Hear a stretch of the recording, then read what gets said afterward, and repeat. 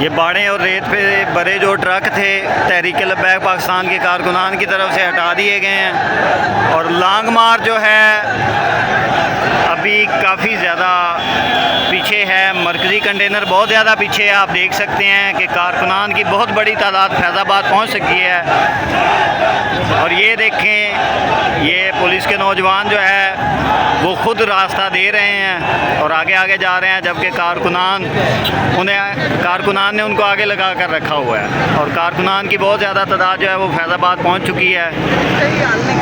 अभी मरकज़ी कंटेनर यहाँ से 7-8 किलोमीटर पीछे है और 7-8 किलोमीटर सफ़र के दौरानिए में आप ख़ुद हिसाब लगा लें कि दोनों तरफा आवाम है, सड़क की दोनों साइडों पे आवाम है और अनगिनत लोगों का हजूम जो है वो लब्बैक या अक्सा मार्च का हिस्सा बन चुका है।